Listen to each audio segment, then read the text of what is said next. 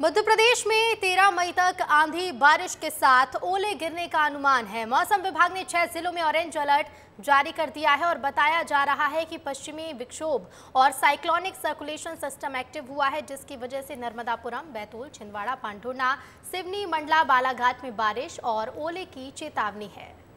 तो 6 जिलों में ऑरेंज अलर्ट मौसम विभाग ने जारी किया है। खबर सिंगरौली से है, जहां घर में घुसे एक शख्स की परिवार और ग्रामीणों ने मिलकर बुरी तरह से पिटाई कर दी। इस शख्स के बारे में फौरन पुलिस को जानकारी दी गई, जिसके बाद मौके पर पहुंची पुलिस ने इस शख्स को अपनी हिरासत में लिया। मामला सरई थाना क्षेत्र के इटमा का बताया जा रहा है। तो घर में घुसे शख्स की जमकर पिटाई की गई और इस शख्स को पुलिस के हवाले कर दिया गया।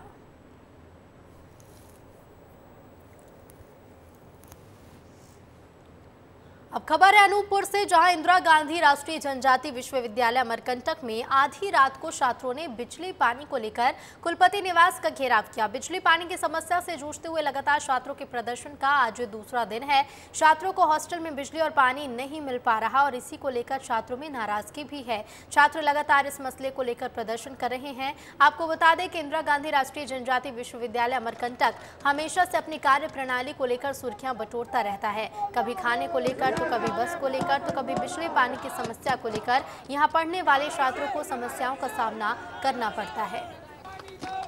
तो बिजली पानी को लेकर छात्र प्रदर्शन कर रहे हैं और ये कोई पहली बार नहीं जब छात्रों में नाराजगी देखी गई हो।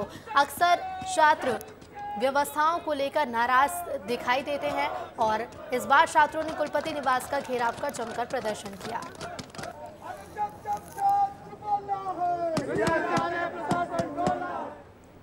देवास में चुनाव प्रचार के दौरान मुख्यमंत्री डॉक्टर मोहन यादव का एक अलग ही अंदाज देखने को मिला है। यहां रोड शो के बाद मुख्यमंत्री आम लोगों से मिले। मुख्यमंत्री ने शहर की मशहूर कुल्फी की दुकान पर कार्यकर्ताओं के साथ कुल्फी का लुत्फ भी उठाया। इस दौरान कार्यकर्ताओं और आम लोगों में मुख्यमंत्री के साथ सेल्फी और फोटो लेने की होड़ लगी रही। तो आम लोगों और नेताओं में सेल्फी की होड़ लगी। ये तस्वीरें देवास से सामने आई हैं। कुल्फी का लुत्फ उठाते मुख्यमंत्री डॉक्टर मोहन यादव नजर आए अलग अंदाज में और इस दौरान जो लोग थे काफी उत्साहित रहे और सेल्फी लेने की होड़ इन लोगों में नजर आई। रोड शो के बाद आम लोगों से मध्य प्रदेश के मुख्यमंत्री डॉक्टर मोहन यादव ने मुलाकात की।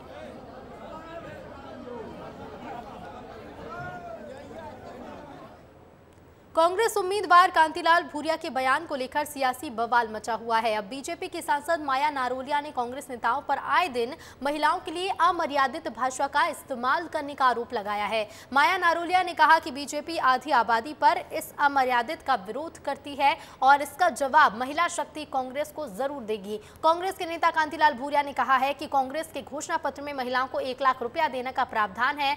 2 पत्नी होने पर 2 लाख रुपए दिए जाएंगे। उनके इस बयान के बाद से बीजेपी बुरी तरह से उन पर हमलावर है। कांतिलाल भूरिया ने कहा है कि कांग्रेस के घोषणा पत्र में महिलाओं को 1 लाख रुपए देने का प्रावधान है और जिनकी 2 पत्नियां हैं उनको हम 2 लाख रुपए देंगे। हम कांतिलाल भूरिया के इस घोर अमर्यादित बयान की निंदा करते हैं और पूरी मातृ शक्ति मैदान में उतरकर देवीय शक्ति का रूप धारण करके इस अमानवीय बयान का बदला लेगी। और जीतू पटवारी जी ने भी पिछले दिनों माननीय इमरती देवी के खिलाफ जो अमर्यादित शब्द बोले थे उसका भी मातृशक्ति ने पुरजोर विरोध किया था। और सोनिया गांधी और प्रियंका गांधी जी से मैं पूछना चाहती हूँ कि एक महिला होकर आप अपने नेताओं को नसीहत दीजिए कि इस प्रकार के शब्दों का प्रयोग न करें। महादेव सट्टा ऐप का जिन चिराग में वापस जाने का नाम ही नहीं ले रहा।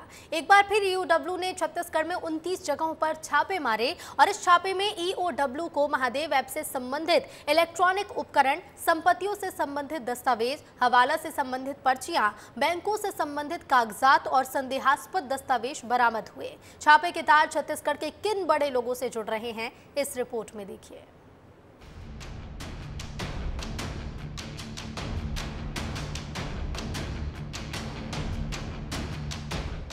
छत्तीसगढ़ की हाई प्रोफाइल केस महादेव सट्टा केस में ईओडब्ल्यू ने बड़ा एक्शन लिया है। टीम ने छत्तीसगढ़ में अलग अलग जगहों पर रेड मारी। रायपुर, दुर्ग, भिलाई, बिलासपुर, कांकेर और राजनांदगांव सभी जगह एक साथ छापे की कार्रवाई की गई। ईओडब्ल्यू की टीम महादेव सट्टा ऐप के आरोपी निलंबित एएसआई चंद्रभूषण वर्मा के घर भी पहुंची। 2 दर्जन से ज्यादा ठिकानों पर कार्रवाई की जा रही है। महादेव सट्टा ऐप के मामले पर आज ईओडब्ल्यू के अधिकारियों ने राजधानी रायपुर के 2 जगहों पर छापेमार कार्रवाई की। निलंबित एएसआई चंद्रभूषण वर्मा के घर और उसके भाई के घर पर आधा दर्जन से ज़्यादा अधिकारियों ने कार्रवाई की है और आने वाले दिनों में भी ईओडब्ल्यू के कार्रवाई जिस तरीके से चल रही है, कई नेता, कई अधिकारी उसके जद में आने वाले हैं। छत्तीसगढ़ में लोकसभा चुनाव के बाद महादेव सट्टा ऐप से जुड़े लोगों के ठिकानों पर छापेमारी की गई है, जिसमें महादेव सट्टा ऐप के संचालक सौरभ चंद्राकर के चाचा दिलीप चंद्राकर के घर भी एसीबी की टीम पहुंची। लोकसभा चुनाव खत्म होने के बाद छत्तीसगढ़ में आज तड़के ईओडब्ल्यू और एसीबी की टीम ने कई जगहों पर रेड की कार्रवाई की है। उनमें से एक नाम है दिलीप चंद्राकर। दिलीप चंद्राकर के घर भी एंटी करप्शन ब्यूरो की टीम पहुंची है और यहां पे घर के अंदर जांच कर रही है। अब आप सोच रहे होंगे दिलीप चंद्राकर कौन है, तो दिलीप चंद्राकर के बारे में मैं बता दूं कि दिलीप चंद्राकर वही शख्स है जो सौरभ चंद्राकर महादेव का संचालक था, उनके चाचा लगते हैं रिश्ते में। वहीं कांकेर के चारामा में भी ईओडब्ल्यू की टीम ने हेड कांस्टेबल विजय पांडे के वार्ड नंबर 13 स्थित आवास में दबिश दी। कांकेर में इस मामले में ये पहला एक्शन है। सुबह 5 बजे से 7 सदस्यीय टीम ने विजय पांडे के निवास पर छापा मारा। इस दौरान हवलदार विजय पांडे और उनका परिवार घर में मौजूद नहीं थे। 7 घंटे तक इंतजार करने के बाद ईओडब्ल्यू और एसीबी की टीम ने हवलदार विजय पांडे के निवास को सील कर चले गए। कार्रवाई के बाद हवा की तरह पूरे जिले में फैल गई। हवलदार के घर के ठाठ देखते ही बन रहे थे। बरामदे में महंगी गाड़ियां और आलीशान घर को लेकर चर्चाओं का बाजार गर्म होने लगा। कांकेर जिले के चारामा विकास खंड में आज ईओडब्ल्यू और एसीबी ने तड़के सुबह 5 बजे छापा मारा। यहां छापा महादेव सट्टा ऐप और शराब से जुड़ा हुआ बताया जा रहा है। दरअसल कांकेर जिले में पदस्थ हवलदार विजय पांडे के निवास में आज एसीबी और ईओडब्ल्यू ने छापा मारा। हालांकि घर में मौजूद नहीं होने के कारण करीब 6 घंटा एसीबी और ईओडब्ल्यू के अधिकारियों ने बिताने के बाद उनके आवास को सील कर वहां से चले गए। इस पूरे मामले में कांकेर एसपी का क्या कहना है, आइए आपको सुनाते हैं। हवलदार विजय पांडे जो कांकेर पुलिस में पदस्थ हैं, उनके यहाँ रेड हुआ है एसीबी ईओडब्ल्यू छत्तीसगढ़ द्वारा। इस संबंध में पूरी कार्रवाई चूंकि ईओडब्ल्यू द्वारा की गई है, विस्तृत जानकारी उन्हीं से मिल पाएगी। अब ये कार्रवाई किस संबंध में किया है स्पष्ट रूप से हमारे पास जानकारी नहीं है, लेकिन महादेव ऐप से रिलेटेड है करके खबर है, लेकिन हम पुष्टि नहीं कर पाए। इसके अलावा धर्मजयगढ़ में कारोबारी अनिल अग्रवाल का मकान भी सील किया गया। इस मामले में धर्मजयगढ़ में ईओडब्ल्यू ने कारोबारी अनिल के यहां छापेमारी की। हालांकि घर कई सालों से बंद पड़ा है, लिहाजा अधिकारियों ने मकान को सील कर दिया। अब बताया जा रहा है कि ईओडब्ल्यू जल्द इस छापे को लेकर कोई बड़ा खुलासा भी कर सकती है। ब्यूरो रिपोर्ट, विस्तार न्यूज। पन्ना में बेमौसम बारिश से हजारों क्विंटल गेहूं भीग गया। प्रशासन ने इसका कोई इंतजाम नहीं किया था, लिहाजा खुले में रखा गेहूं बर्बाद हो गया। प्रशासन ने निर्देश दिए थे कि गेहूं खरीदे के बाद इन फसलों को सीधे गोदाम में पहुंचा दिया जाए, लेकिन पन्ना जिले में प्रशासन के आदेशों की खुलेआम धज्जियां उड़ रही हैं। पन्ना जिले के सिमरिया क्षेत्र में ओलावृष्टि और पानी के साथ तेज हवाएं चली, जिसमें गोदाम के बाहर रखे हजारों क्विंटल गेहूं भीगकर बर्बाद हो गया। तो अचानक बारिश हुई, लेकिन इस बारिश से अनाज का नुकसान हुआ है। प्रशासन के निर्देशों का पालन नहीं किया गया, जिसके चलते गेहूं बर्बाद हो गया। छत्तीसगढ़ के बिलासपुर से दर्दनाक घटना सामने आई। 2 बाराती रात में रेलवे ट्रैक पर सो गए थे। ट्रेन के गुजरने से हादसे में एक की मौत हो गई तो दूसरे के पैर कट गए। घायल व्यक्ति का सिम्स अस्पताल में इलाज जारी है। पुलिस के मुताबिक अरुण खरे और उसका दोस्त शिवदयाल सोनी दोनों बारात के दौरान बैमान अगुई गांव से लगे रेलवे ट्रैक पर सो गए। रात के वक्त अचानक ट्रेन आई और अरुण खरे को कुचलते हुए निकल गई। पुलिस ने दोनों के घर वालों को इसकी सूचना दी है।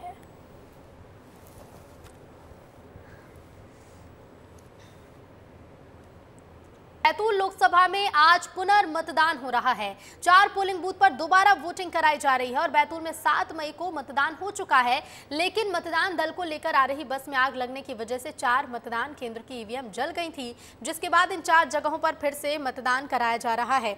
वोटिंग सुबह 7 बजे से शाम 6 बजे तक होगी। मतदाताओं के बाएं हाथ की अंगुली में स्याही का निशान आज लगाया जाएगा। तो 4 पोलिंग बूथ जहां के जो ईवीएम है वो जल गई थी उस आगजनी में, उन्हीं 4 पोलिंग बूथ पर आज फिर से वोटिंग कराई जा रही है और 4 केंद्रों पर फिर से वोटिंग आज हो रही है। बता दें 7 मई जब तीसरे चरण का मतदान हुआ तब बैतूल में वोटिंग कराई गई थी, लेकिन मतदान दलों को लेकर वापस लौट रहे वाहन में आग लग गई, जिसमें जो ईवीएम थी वो भी जल गई और उसके बाद अब फिर से इन 4 केंद्रों पर मतदान कराया जा रहा है। तो 7 मई को वोटिंग हो चुकी है पहले, लेकिन उसके बाद अब आज फिर से वोटिंग कराई जा रही है। 4 केंद्रों पर फिर से वोटिंग हो रही है। बस में आग लगने से करीब 4 ईवीएम जल गई थी और इन्हीं 4 मतदान केंद्रों पर आज फिर से वोटिंग कराई जा रही है।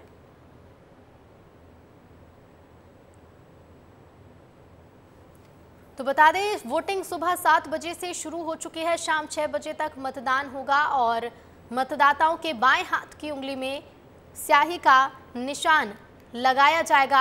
आज फिर से मतदान हो रहा है। बैतूल लोकसभा के 4 मतदान केंद्रों पर 4 पोलिंग बूथ पर दोबारा से वोटिंग कराई जा रही है। तो 7 मई को मतदान हो चुका है पहले, लेकिन बस में आग लगने की वजह से ईवीएम जल गई और 4 केंद्रों की ईवीएम जलने के कारण आज फिर से मतदान इन सीटों पर कराया जा रहा है। तो इन्हीं 4 मतदान केंद्रों पर सुबह 7 बजे से वोटिंग शुरू हो चुकी है।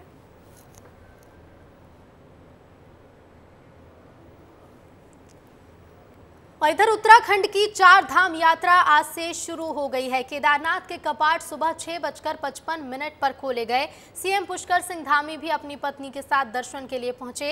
केदारनाथ में पहले ही दिन भारी भीड़ के कारण अव्यवस्था देखने को मिली। तीर्थयात्रियों के एक साथ पहुंचने से प्रशासन को दिक्कतों का सामना करना पड़ रहा है। केदारनाथ के अलावा गंगोत्री और यमुनोत्री के कपाट भी आज ही खुलेंगे, जबकि बद्रीनाथ मंदिर में दर्शन 12 मई से होंगे। तो वहीं अब हम आपको केदारनाथ की 5 तस्वीरें दिखा रहे हैं। पहली तस्वीर बाबा के कपाट खुलते हुए की आपको दिखाएंगे। 5 तस्वीरें आपको दिखाएंगे। केदारनाथ धाम की बेहद खास तस्वीरें क्योंकि निकलकर सामने आ रही हैं और इनमें से देखिए ये पहली तस्वीर बाबा के कपाट खुलते हुए की है। सुबह 6:55 पर बाबा के कपाट खोल दिए गए। दूसरी तस्वीर केदारनाथ धाम को 40 क्विंटल फूलों से आज सजाया गया है। तीसरी तस्वीर की बात करें तो तीसरी तस्वीर में बाबा को परंपरागत सलामी दी गई और चौथी तस्वीर है सीएम पुष्कर सिंह धामी की, जहां उत्तराखंड के मुख्यमंत्री पुष्कर सिंह धामी दर्शन के लिए पहुंचे और बाबा केदारनाथ धाम में दर्शन किए। तो वहीं आखिरी और 5वीं तस्वीर श्रद्धालु के दर्शन करते हुए की है और हर हर महादेव की गूंज चारों ओर आज सुनाई दे रही है। 4 धाम यात्रा की शुरुआत आज से हो चुकी है। बाबा केदारनाथ के कपाट खुल चुके हैं और पहले ही दिन भक्तों की भारी भीड़ देखने को मिल रही है।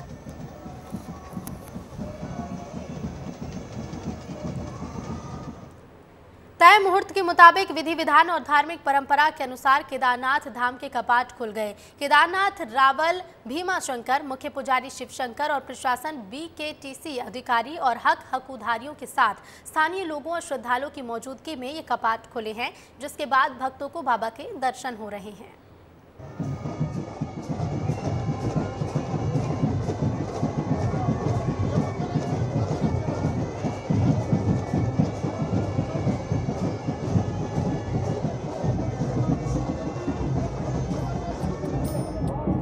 सजा है बाबा का दरबार। भक्तों के नारों से गूंज रहा है बाबा का दरबार। केदारनाथ में बाबा का दरबार खुल गया है। प्रशासन की मौजूदगी में मुख्य द्वार का ताला खोला गया। इसके बाद गर्भगृह का द्वार खुला। गर्भगृह में रावल और मुख्य पुजारियों ने पूजा अर्चना की। इसके साथ ही मंदिर में भक्त बाबा केदार के दर्शन कर रहे हैं। पहले दिन कपाट खुलने से लेकर भक्त शाम 5 बजे तक दर्शन कर पाएंगे। इस मौके पर मंदिर को खास तौर से फूलों से सजाया गया है। मान्यता है कि बाबा केदारनाथ 6 महीनों तक समाधि में रहते हैं। मंदिर के कपाट बंद होने के अंतिम दिन चढ़ावे के बाद 1.25 क्विंटल भभूति चढ़ाई जाती है। कपाट खुलने के बाद ही बाबा केदारनाथ समाधि से जागते हैं और भक्तों को दर्शन देते हैं। ब्यूरो रिपोर्ट, विस्तार न्यूज। तो देखिए, आज से बाबा केदारनाथ के कपाट खुल गए हैं और पहले ही दिन भक्तों की भारी भीड़ भी देखने को मिल रही है। इधर ग्वालियर में बाल विवाह की सूचना देने वाले को इनाम मिलेगा। साथ ही सूचना देने वाले का नाम भी गोपनीय रखा जाएगा।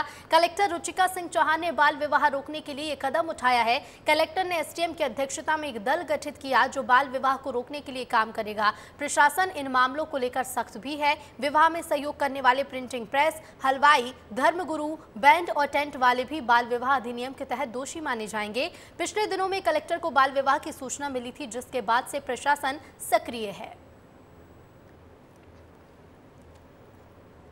इस बार के लोकसभा चुनाव प्रचार में अब तक कमलनाथ छिंदवाड़ा से बाहर नहीं निकले। राहुल गांधी और प्रियंका गांधी की सभाओं में भी वो नदारद रहे। कमलनाथ को लेकर बीजेपी जहां चुटकी ले रही है, तो कांग्रेस उनके चुनाव प्रचार न करने के मुद्दे पर डिफेंसिव मोड में है। कहते हैं चुनाव लोकतंत्र का महापर्व होता है। ऐसे में नेताओं कार्यकर्ताओं का प्रचार में जुट जाना लाजमी है। पर ऐसे में अगर किसी पार्टी का कोई दिग्गज नेता या स्टार प्रचारक इस महापर्व में नजर न आए, अपनी भूमिका न निभाए और जनता के बीच से नदारद रहे, तो सवाल उठना लाजमी है। ऐसा हम इसलिए कह रहे हैं क्योंकि कांग्रेस पार्टी के दिग्गज नेता और स्टार प्रचारक कमलनाथ इस पूरे चुनाव प्रचार से दूरी बनाते दिखे। आलम ये रहा कि राहुल गांधी प्रियंका गांधी की सभाओं से भी वो नदारद नजर आए। ऐसे में बीजेपी भी कमलनाथ की गैर हाजिरी पर चुटकी लेती हुई नजर आई। कमलनाथ के प्रचार में न दिखने पर कैलाश विजयवर्गीय ने चुटकी लेते हुए क्या कुछ कहा है, आप भी सुन लीजिए। ऐसा है कि वो थोड़े से आराम वाले आदमी हैं। जितनी धूप में निकले तो उनकी चमड़े का रंग बदल जाए। तो ये अंतर है कांग्रेस के नेताओं में और भारतीय जनता पार्टी के नेताओं में। अब जब कमलनाथ की गैर हाजिरी पर सवाल खड़े हुए तो कांग्रेस को भी सामने आकर सफाई देनी पड़ी। कांग्रेस की तरफ से मीडिया प्रभारी मुकेश नायक ने मोर्चा संभालते हुए कमलनाथ का बचाव किया। पूरी तरह से सक्रिय हैं कमलनाथ जी। छिंदवाड़ा का चुनाव वो जीत रहे हैं। जिस शक्ति और क्षमताओं के साथ उन्होंने इतने दबाव के बीच में चुनाव लड़ा है और उसके बाद वो जीत रहे हैं, ये बहुत बड़ी बात है।